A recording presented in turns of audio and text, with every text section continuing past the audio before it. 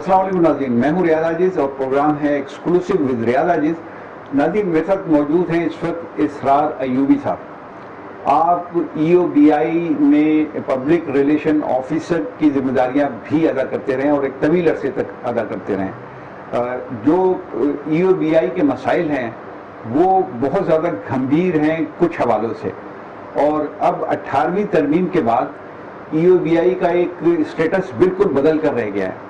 अब EOBI सुबह मानते हैं कि हमें दे दो और वफाक कहता है ये हमारे पास रहेगा। दूसरा एक अहम इशू ये है कि EOBI के असासे बहुत ज़्यादा हैं, लिक्विडिटी भी बहुत ज़्यादा है, अरबों खरबों रुपए की लिक्विडिटी है।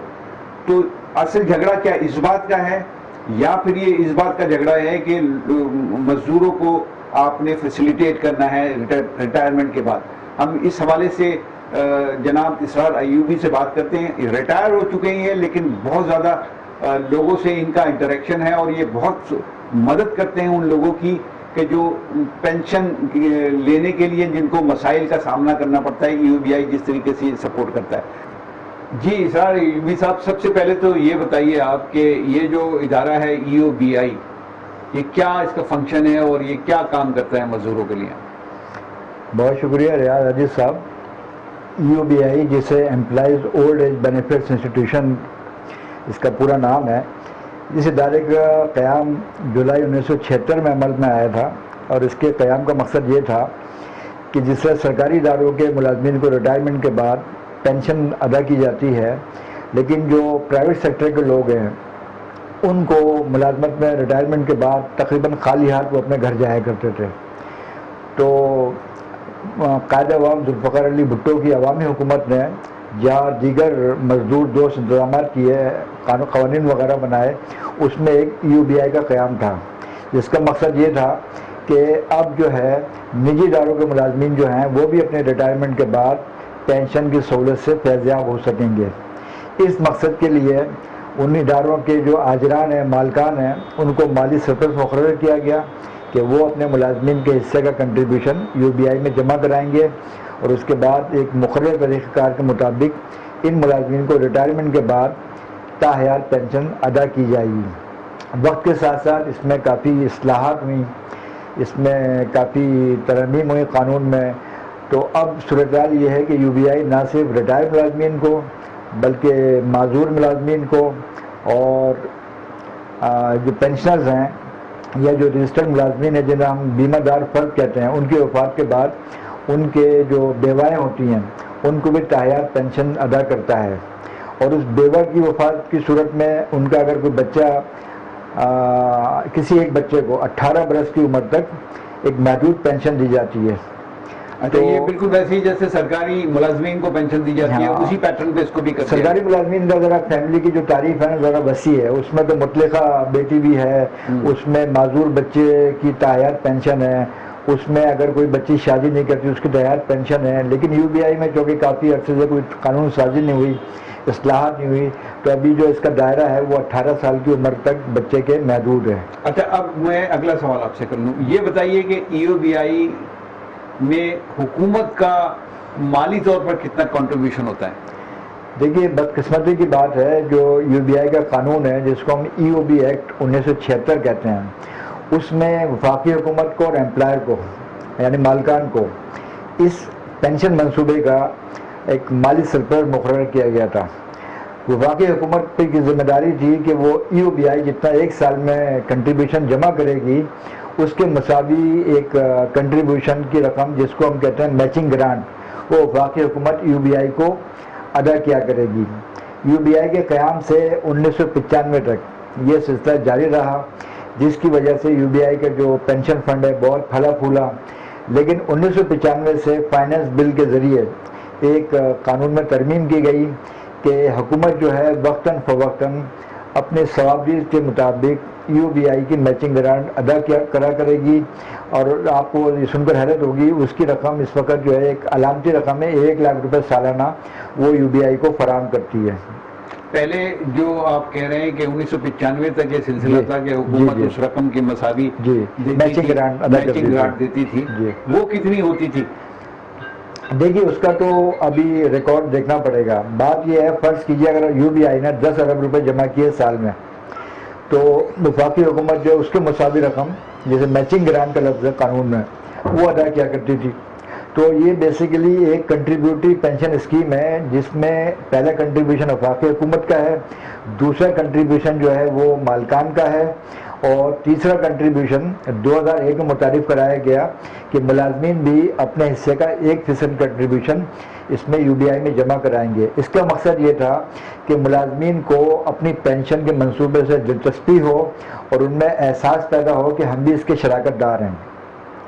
جی اچھا یہ بتائیے آپ کہ یہ میں اسی سوال پہ ابھی رکا ہوا ہوں کہ گورنمنٹ جو ہے وہ اس میں کنٹریبیوٹ کر رہی تھی 1995 تک آپ کہہ رہے ہیں. جی ہاں. اس کے بعد یہ سلسلہ رک گیا. اچھا پھر آپ کہہ رہے ہیں 1 لاکھ روپے اب گورنمنٹ وقتاً فوقتاً دیتی ہے, وہ بھی ریگولر نہیں دیتی, ریگولر دے رہی ہے. اچھا 1 لاکھ روپے تو علامتی رقم ہے, ایک کسی چھوٹے سے ادارے کی بھی مطلب کنٹریبیوشن نہیں ہے, نہ کہ پورے ملک بھر کے ملازمین کے لیے.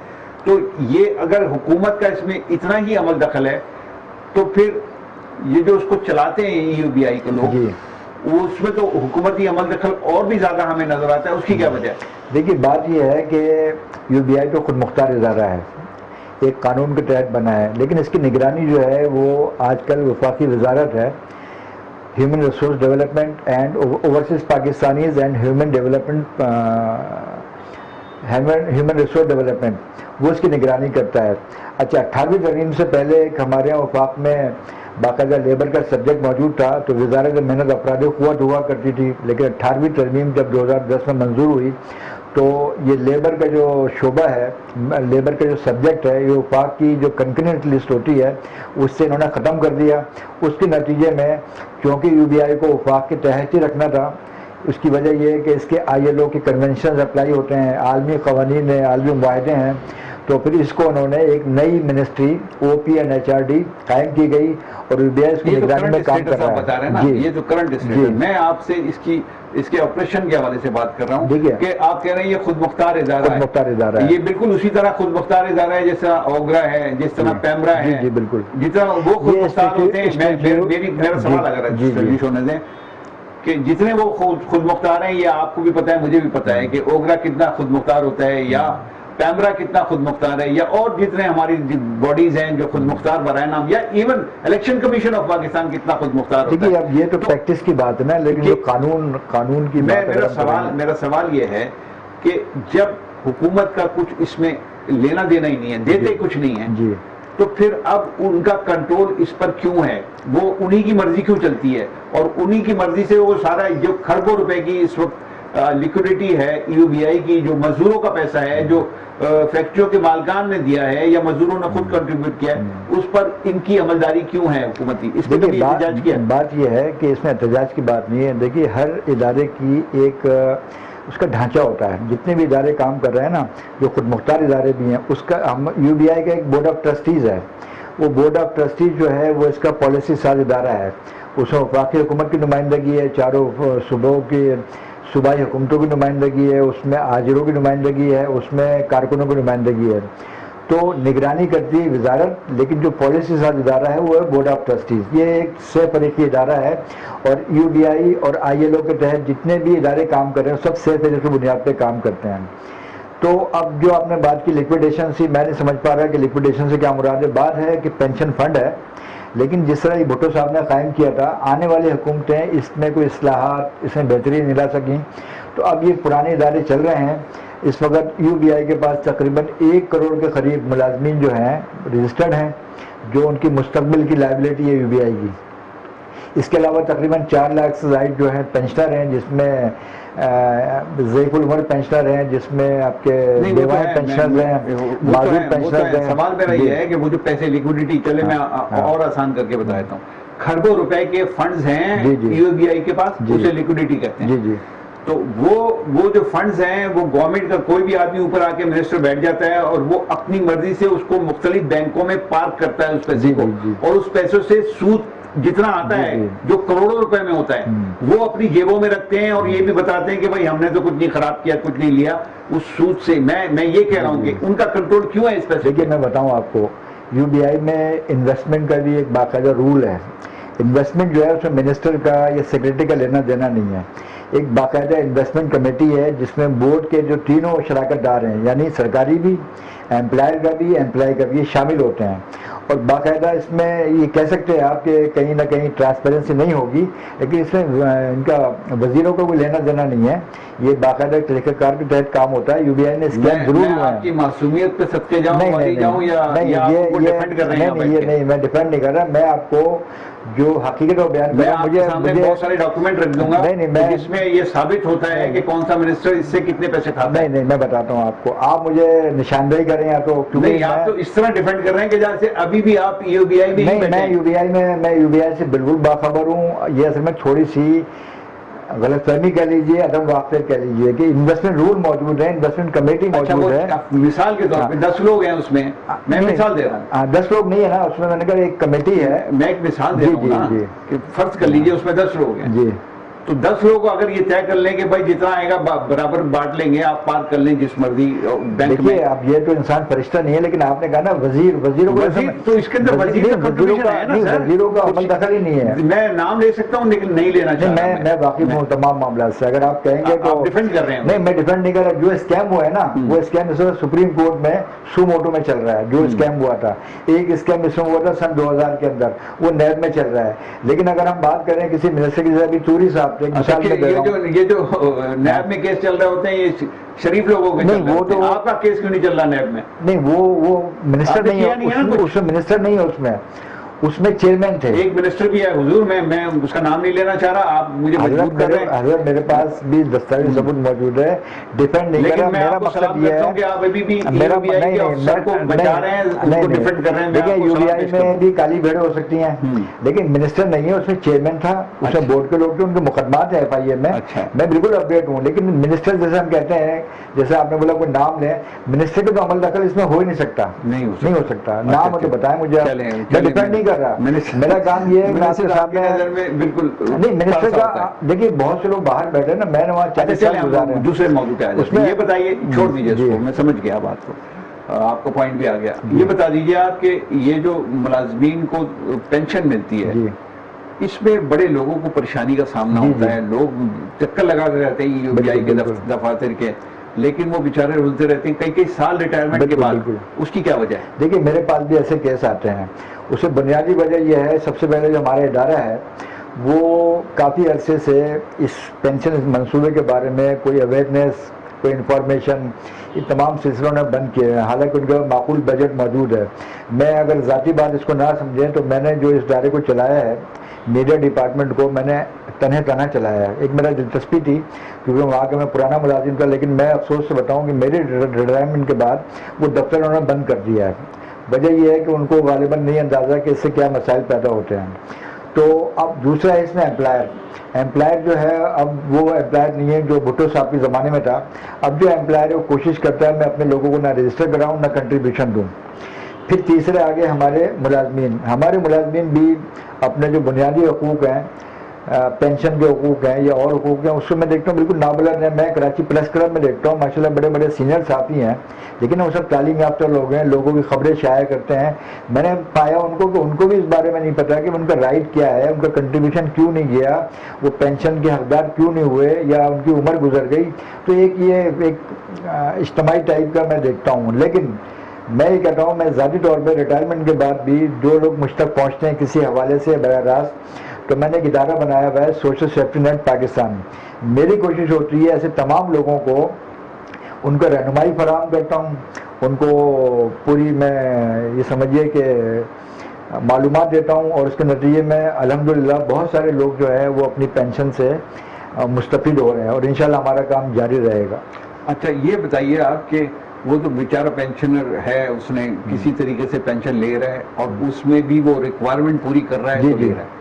تو ریکوائرمنٹ پوری نہیں کر رہے ادارے, اس میں حکومت کا کتنا کردار ہے, یا پاکستان کے جو یہ اسی طریقے کے ادارے جو ہیں جو عدلیہ سے وابستہ ہیں, جڑے ہوئے ہیں, وہ بھی بنے ہوئے ہیں, ایپلیٹ کورٹ وغیرہ اس طرح کی, تو وہ اس میں کیا کردار ادا کر رہے ہیں, حکومت کیا کر رہی ہے اور امپلائر کیا کر رہے ہیں؟ دیکھیے پہلے تو سب سے پہلے قانون یہ ہے کہ کوئی بھی شخص کوئی ادارہ قائم کرتا ہے, فیکٹری قائم کرتا ہے, کمپنی قائم کرتا ہے, جس طرح وہ اپنا بینک اکاؤنٹ کھلواتا ہے, FBI میں رجسٹریشن کراتا ہے, تو قانون یہ ہے UBI کا کہ وہ 30 دن کے اندر اندر اپنے ادارے کو, اپنے ملازمین کو UBI میں رجسٹر کرائے گا. Within 30 days. اگر وہ نہیں کراتا تو پھر UBI اس پہ کارروائی کرتا ہے. لیکن 18ویں ترمیم جیسے ابھی بات ہو رہی تھی, 18ویں ترمیم نے یہ UBI کو یا مزدور کے کاسٹ کو اس قدر نقصان پہنچایا ہے کہ اب UBI کے جو افسران ہیں ان کے ہاتھ پاؤں بن گئے ہیں. وہ اپنے طور پہ کارروائی کرتے ہیں تو ان کو بڑی پریشانی کا سامنا پڑتا نہیں. تو UBI کے پاس اختیار ہے کہ وہ ان کے حسابات چیک کر سکتے ہیں, ان کی پریمسز میں داخل ہو سکتے ہیں, ان کا ریکارڈ چیک کر سکتے ہیں, ان کا حاضر رجسٹر چیک کر سکتے ہیں. ایک بات. دوسری بات یہ ہے وقت کے ساتھ ساتھ UBI بھی جو ہے تنزلی کا شکار ہے. اب UBI جو اس وقت کام کر رہا ہے, میں آپ کو بتاؤں, اس میں شدید افرادی قوتی قلت ہے. لوگ ریٹائر ہو گئے, نئی بھرتی پر پابندی ہے. اس وقت 43% پہ UBI کام کر رہا ہے, یعنی 43% امپلائیز رہ گئے ہیں. جی رہ گئے ہیں. ایک آدمی 57% ریٹائر ہو گئے ہیں اور کوئی بھرتی نہیں ہو رہی ہے. تو اب اس نے بورڈ نے بھی ریکمنڈیشن دی تھی, لیکن بہت ساری ایسی آپ کو پتہ ہے بیوروکریسی کام نہیں کر رہی ہے ملک میں, جو عدم استحکام ہے یا یہ جو بد انتظامی ہے, تو اس میں ادارے جو ہے نا بڑے تنزلی کا شکار ہیں. تو UBI سمجھیں کہ ابھی ایک جو بھی حالات ہیں انہی حالات کے حساب سے UBI بھی چل رہا ہے. لیکن میں یہ صوبہ بار بار آپ 18ویں ترمیم کا ذکر کر رہے ہیں, اس میں پاکستان پیپلز پارٹی اس میں لیڈر تھی اور اسٹیئرنگ پہ بیٹھی ہوئی تھی اس ترمیم میں, اور آج بھی وہ اون کرتے ہیں. اور آج بھی جو سندھ کی صوبائی حکومت ہے اس کے وزیر سعید غنی بھی پچھلے دنوں یہ کہتے رہے کہ UBI ہمیں ملنا چاہیے. تو یہ صوبے کیوں مانگ رہے ہیں UBI؟ دیکھیے جی, یہ میرا خیال ہے کہ سیاسی اسکورنگ والی پوائنٹ اسکورنگ والی بات ہوتی ہے. آپ نے کہیں پنجاب کا نام نہیں سنا ہوگا, کبھی KP کا نہیں سنا ہوگا, کبھی بلوچستان کا نہیں سنا ہوگا. جب UBI کا قیام عمل میں لایا جا رہا تھا تو 1972 میں ایک عبوری قانون بنا تھا اور اس میں صوبوں کو دیا گیا تھا, جسے سوشل سیکورٹی کو 1967 میں دیا گیا تھا. لیکن انہوں نے اس کو لینے سے انکار کر دیا, کیونکہ اس کو جو UBI کا پینشن اسکیم ہے یہ ILO کے ایڈوائزر نے تیار کی تھی. یہ بیسیکلی فیڈرل لیول منصوبہ ہے, یہ صوبائی منصوبہ نہیں ہو سکتا کسی طرح سے بھی. وجہ اس کی یہ ہے, آپ کو پتہ ہے کہ مزدوروں کی نقل مکانی کا ایک سبجیکٹ ہے ILO کا, کہ کوئی بھی شہری کسی بھی صوبے میں جا کے, کسی ملک میں جا کر کام کر سکتا ہے, اس کے حقوق برقرار رہیں گے. اس کو اگر آپ صوبے میں لے آتے ہیں تو اس کی وائلیشن ہوتی ہے. اس میں ایک مسئلہ تو یہ ہے نا, آئینی ترمیم کے تحت مزدوروں کا معاملہ جب صوبوں کے حوالے کر دیا گیا تو مزدوروں سے جڑے جتنے بھی معاملات ہوں گے وہ بھی صوبوں کے ساتھ صوبوں کے پاس جانے چاہیے. یہ ایک لاجک کہتی ہے. دیکھیے تو آپ جس بنیاد پہ اس سے انکار کر رہے ہیں یا اس سے ڈیفر کر رہے ہیں کہ سعید غنی صاحب یا کوئی بھی, یہ صرف آپ یہ کہہ رہے ہیں آپ کا یہ دعویٰ ہے کہ صرف سندھ کی طرف سے یہ دعویٰ ہے. جی بالکل, اس کی وجہ ہے 3 صوبوں کی طرف سے یہ دعویٰ نہیں ہے. بالکل نہیں ہے. جبکہ میں نے بہت سارے ایسے لوگوں کی بھی انٹرویوز کیے ہیں جن کا تعلق KP سے ہے, جن کا تعلق پنجاب سے ہے, ان کا بھی مطالبہ یہ ہے کہ صوبوں کو ملنا چاہیے. دیکھیے میں آپ کو کس بنیاد پہ کہہ رہے ہیں, میں آپ کو دستاویزی بات کروں گا کہ خیبر پختونخوا کی اسمبلی نے قرارداد منظور کی تھی کہ اس کو ہم صوبہ میں لینا نہیں چاہتے, اس کو وفاق میں رکھا جائے. وہ ڈاکومنٹ میرے پاس ہے, اگر کبھی ضرورت پڑی تو میں پیش کر سکتا ہوں. اس طرح بلوچستان کی اسمبلی نے بھی قرارداد منظور کی تھی, اور اس کے پیچھے پاکستان ورکرز فیڈریشن کا ایک بہت بڑی کیمپین تھی جس میں انہوں نے ملک گیر سیمینار کیے تھے پاکستان بھر میں, جس میں پارلیمنٹری ان کو بریفنگ دی تھی. اس کے نتیجے میں یہ ہوا کہ سندھ تنہا رہ گیا اور جو تینوں صوبے ہیں انہوں نے اس کو مرکز میں رہنے کا فیصلہ کیا تھا. اچھا, تیسری کہہ رہے ہیں کہ پاکستان ورکرز فیڈریشن میں ہے کہ یہ صوبوں کے پاس نہیں جانا چاہیے. اس کی وجہ ہے, دیکھیے نا, وہ مزدوروں کے ہمدرد ہیں, انہوں نے اس کو ثابت کیا. ان کے بہت سارے, اگر آپ لٹریچر پڑھیں گے, میرے پاس بھی ہے, میں آپ کو دوں گا. اگر اس کو ہم صوبوں کے سپورٹ کر دیں نا, یہ سمجھ لیجیے کہ آپ UBI کے فاتحہ پڑھ لیں. کس طرح ممکن نہیں؟ آپ کو معلوم ہے کراچی کی ٹیکسٹائل مل میں جو لوگ کام کرتے ہیں ان کا تعلق ہوتا ہے KPK سے, ان کا تعلق سواس سے. بلوچستان کی کوئنے کے کالوں میں جو لوگ کام کرتے ہیں, شانگلہ کے لوگ کام کرتے ہیں. اگر آپ اس کو صوبوں کو کر دیں گے تو صوبے جو ہے نا اس کی لائبلٹی نہیں اٹھا سکتے. یہ اصل میں آپ کو بتاؤں, صوبہ سندھ نے تو باقاعدہ ایک UBI کا محکمہ بھی قائم کیا ہوا ہے, ایک بورڈ بھی قائم کیا ہوا ہے, لیکن فنکشن میں نہیں ہے. تیسری بات, 18ویں ترمیم کے حوالے سے ایک محکمہ ہے, ایک ادارہ ہے, اس کا نام ہے مشترکہ مفادات کونسل آف کامن انٹرسٹ. وہ بنایا گیا تھا ایک آئین کی شک کے تحت. اس کا مقصد یہ تھا کہ جو ادارے 18ویں ترمیم کے بعد صوبوں یا مرکز کے درمیان تنازع کا باعث ہیں تو اس کا جائزہ لیا جاتا ہے. سی سی آئی کے سربراہ ہوتے ہیں وزیر اعظم پاکستان. چاروں صوبوں کے وزراء اعلیٰ اس کے ممبر ہیں اور 2 اس کے وزیر ہیں, وفاقی وزیر اس کے ممبر ہیں. دسمبر 2019 کو ایک میٹنگ ہوتی ہے, اس میٹنگ کے منٹس بھی ریکارڈ میں موجود ہیں. اس میں فیصلہ کیا گیا کہ EOBI اور ورکرز ویلفیئر فنڈ WWF ان دونوں اداروں کو تا حکم ثانی وفاق کے تحت رکھا جائے گا. یہ فیصلہ ہو گیا ہے. اچھا, اس میں وزیر اعلیٰ سندھ بھی شریک تھے, سید مراد علی شاہ صاحب. ٹھیک ہے جی. اب بات یہ دیکھیے, پبلک کو میں بتاؤں آپ کو, تعاقب ثانی کا یہ مطلب تو نہیں ہے نا کہ ان کو ساری زندگی دے دیا. نہیں, تعاقب ثانی ہے نا. تعاقب ثانی کا مطلب کیا ہے؟ مطلب یہ ہے کہ جب تک دوسرا کوئی حکم نہیں آتا تو نہیں آیا نا حکم. تو حکم نہیں, اگر نہیں آتا تو اس کا مطلب مخالفت تو موجود ہے نا. اس میں صوبہ سندھ کی نمائندگی کس نے کی؟ وزیر اعلیٰ صاحب نے کی. تو بھائی پھر بھی اب وزیر اعلیٰ بڑے ہیں یا صوبائی وزیر اعلیٰ نے بھی اگر یہ کہا ہے, ان کی نمائندگی میں موجودگی میں یہ فیصلہ ہوا ہے تو تعاقب ثانی کا ہوا ہے. یہ نہیں ہوا کہ بھائی ہم اس معاملے کو ختم کرتے ہیں. مجھے بتائیے کہ آپ بٹوارہ سمجھتے ہیں کیا؟ ایک جزء انسانی کا بٹوارہ اگر آپ کرتے ہیں, میں بتاؤں آپ کو, اگر آپ پڑھیں نا اس کے قانون پڑھیں, UBI WWF بعض ادارے ایسے ہیں, میرے پاس فہرست موجود ہے, میں پیش کر دوں گا ابھی آپ کی خدمت میں, ان کو وفاق میں رکھا گیا ہے. دوسرے آپ 18ویں ترمیم کی وکالت کر رہے ہیں, آپ کے دیکھیے صحافی سوال کرتا ہے, اگر ایک سیاسی جماعت سے سوال کرتا ہے تو وہ کہتا ہے یہ دوسری سیاسی جماعت کا آدمی ہے. آپ بھی اس میں کوئی بات کر رہے ہیں, اگر میں سوال کر رہا ہوں آپ سے, آپ سوال کا جواب دیجئے. سوال جو بنتا ہے, اگر میں سعید غنی کا انٹرویو کر رہا ہوں گا تو ممکن ہے وہ سارے میں سوالات اٹھاؤں جو آپ اس وقت میرے سامنے رکھ رہے ہیں جواب جن کے. دیکھیے میں تو یہ ہمارا کام ہے. ہم وکالت ایک کلیئر کر لیجیے پہلے, ہم وکالت کسی کی نہیں کرتے. چلیے ہم اس کا لفظ بدل دیتے ہیں کہ آپ زور دے رہے ہیں. نہیں, میں سوال کر رہا ہوں. اچھا, سوال کر رہے ہیں آپ جی. 18ویں ترمیم اپریل 2010 کو منظور ہوئی تھی. آپ کو معلوم ہے یہ جو ترمیم ہوئی تھی اس پہ کوئی ڈیبیٹ نہیں ہوئی تھی. حالانکہ ایسی جو چیزیں ہوتی ہیں ڈیبیٹ ہوتی ہے, اور کئی دن ڈیبیٹ چلتی ہے. یہ ایک میں سمجھتا کہ سوچا سمجھا منصوبہ میں سمجھتا ہوں, اور اس کا ایک پورا ایک اسکول آف تھاٹ ہے جو اس کو کہتا ہے کہ اس کی وجہ سے آپ کا جو وفاق ہے نا وہ بہت کمزور ہو گیا ہے. پاکستان دیکھیے ایک ہے وفاقی اکائی ہے, اس کی وجہ سے آپ کی جو وفاقی اکائی ہے نا اس کا جو دائرہ ہے اس وقت فیڈرل ٹیریٹوری اسلام آباد وہاں تک محدود ہو گیا ہے. اور اس کے مضمرات جو آپ دیکھ رہے ہیں نا, جو آج آپ لیبر پالیسی دیکھتے ہیں, آپ سیف فلکی کانفرنس دیکھتے ہیں, آپ پینشن کا دیکھتے ہیں, آپ سوشل سیکورٹی کا دیکھتے ہیں, آپ یہ منیمم ویج دیکھتے ہیں. آپ وفاق کی منیمم ویج کا ریٹ کچھ اور ہے, صوبائی کا کچھ اور ہے, اور اس میں جو مزدور ہیں ان کو بیچارے کو معلومات نہیں ہو, کہتے ہیں یار وہاں تو 32,000 روپے مل رہے ہیں, ہمیں 25,000 روپے مل رہے ہیں. میں یہ کہتا ہوں, میں عملی طور پہ میرا تعلق لیبر فیلڈ سے ہے, کیونکہ UBI جو ہے نا وہ اسی کا ایک بہت بڑا ادارہ ہے. تو میں لیبر پالیسی, میں پینشن اسکیم, آپ کا یہ جو آپ کا سیف فلکی کانفرنس اور خود ٹریڈ یونین میں سرگرم رہا ہوں, تو میں سب دیکھتا ہوں کہ اس میں ہمیں حاصل نہیں ہوا. اس کو ہمیں ٹھنڈے دل سے سوچنا چاہیے کہ اس کے مضمرات کیا ہیں. اس میں نے ایک آرٹیکل لکھا تھا ایک زمانے میں, اگر آپ کہیں گے تو میں اس کی کاپی آپ کو دوں گا. اس میں ہم نے دنیا بھر کے ممالک کا جائزہ لیا تھا کہ ان ممالک میں یہ جو سماجی تحفظ کے منصوبے ہیں یہ صوبے چلاتے ہیں یا وفاق چلاتے ہیں. تو معلوم ہے جناب تقریباً 98% ممالک میں اس طرح کی جو اسکیمیں ہوتی ہیں نا, جنہیں سوشل سیکورٹی اسکیمیں کہتے ہیں, یہ وفاق کے تحت ہوتی ہیں تاکہ پورے ملک میں, پوری ریاست میں یکساں لوگوں کو فوائد ہوں اور یکساں قوانین ہوں. صوبائی چیز نہیں ہے. بہت شکریہ آپ کا, بہت شکریہ جناب ایوبی صاحب, آپ نے گفتگو کی. ناظرین, اسرار ایوبی کی گفتگو آپ کے حوالے میرے تلخ و شیریں سوالات کے انہوں نے بڑے تحمل سے جواب دیے. یہ ان کی جو اتنی اس میں مہارت ہے وہ یقیناً یہ بتا رہی ہے کہ یہ 15-16 سال سے پبلک ڈیلنگ کر رہے ہیں, میڈیا ہینڈل کر رہے ہیں. سو وہ ساری گفتگو آپ کے حوالے, اس کا تجزیہ آپ کیجئے. میں اجازت چاہتا ہوں. اللہ حافظ.